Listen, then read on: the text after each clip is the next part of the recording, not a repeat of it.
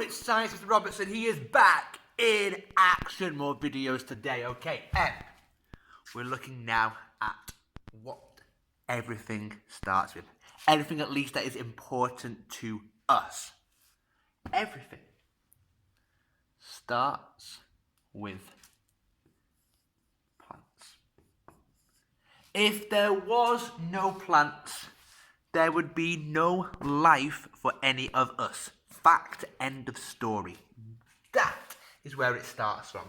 Because in our system, we need photosynthesis. That is how plants make the glucose, which is then used by all the animals we know for energy. Punct. Actually, not punct. All the living things that we interact with on a daily basis, they get energy like this. However, there are some living things generally at the bottom of the oceans where there's volcanoes and so forth, and there are bacteria that can live in a different way without photosynthesis. But let's not talk about them today. So, everything starts with plants, and then plants are eaten. What we call plants, therefore, we call them producers. Plants produce, they make their own energy. And then everything else, all the animals, all the bacteria, you name it, they are going to be instead consumers. Consumers mean that they eat to get energy. These guys make energy, these guys eat to get energy. Now what I can do with this information is I can turn this into what we call, me dropping the board marker almost, a Näringskedja, or a food chain in English. And I have a favourite food chain I always love doing. Grass is eaten by rabbits and is eaten by foxes. Great, here is it. I have a producer, I have a consumer, and I have another consumer here. This here being the top consumer or the top predator. There is nothing else in this food chain that acts like this. This is really simple. Food chains are simple. If I want to show everything that is living in an area, I would have more food here. Rabbits don't just eat grass. More food for the fox to eat. Maybe more things eating the rabbits. And it would be a whole, not a chain, but a whole web. Näringsweb. A whole web of different things. Anyway, I have this here. My grass, my rabbits, my foxes. Sometimes it can be really good to do these as pyramids and show how many of each different thing there is. I can do what is called a spelling fail. Pyramid of number. So, let's hit one of these here. Grass. In a field, there could be loads of grass. There could be hundreds of thousands of bits of grass. You know what? Let's just say 10,000 grass for now. Great. And then we could have maybe, on that 10,000 grass, we could have, way too big. Let's say we have, I don't know. It's still too big, but whatever. Let's have 100 rabbits. And maybe with those 100 rabbits, there could be 10 foxes. That could maybe work. In fact, I think there's too many rabbits, and I think there's too many foxes. It's crazy, but what happens at every stage is that we lose energy. We lose energy at each step. Why do we lose energy? Why can't we not make it perfectly efficient? Well, each animal has to use the energy they eat to live.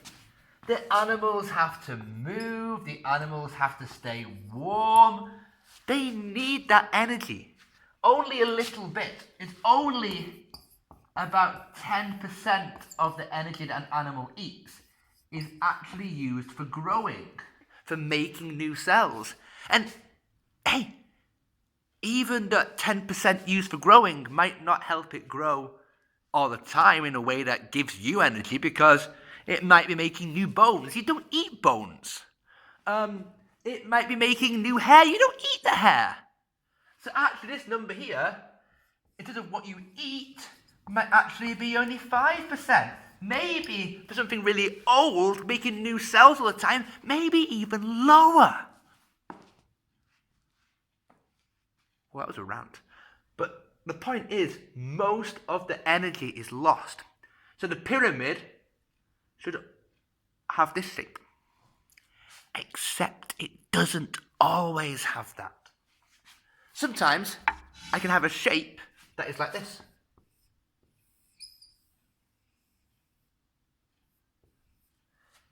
How about a different food chain? We can have one tree, one living thing, with 1,000 caterpillars on it, and maybe there's 20 birds that eat the caterpillars. That's not a pyramid. What have you done, you crazy teacher? That is not a pyramid. Well, tough. It is a pyramid of number. The better thing to do is to go and do a pyramid of biomass. Biology, from the animals.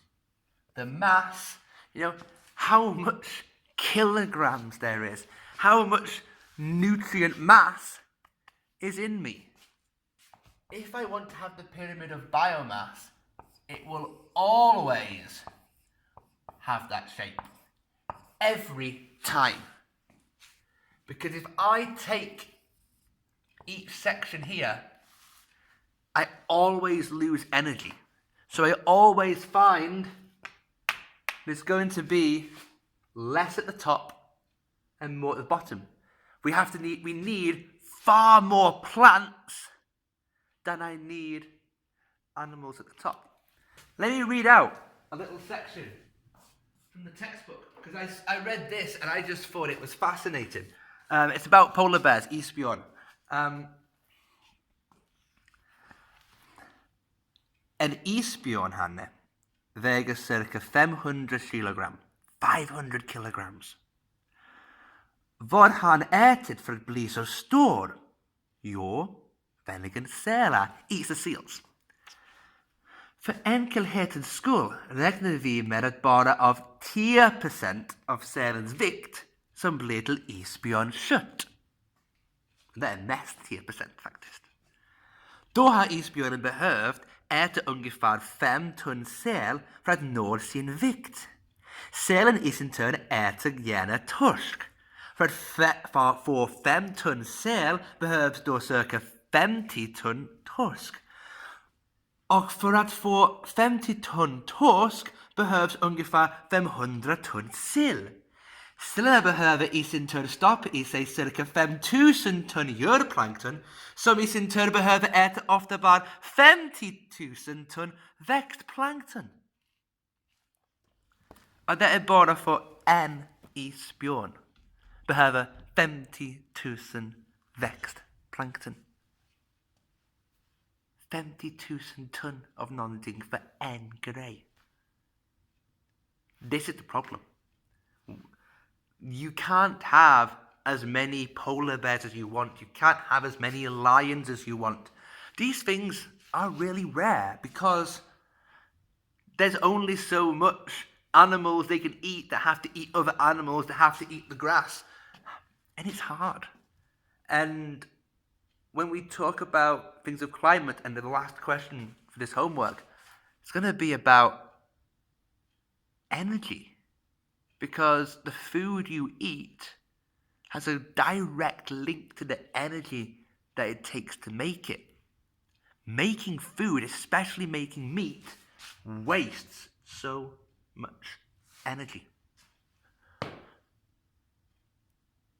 We're limited by the plants. Plants are the way that we can make life. That is what is most important. Thank you.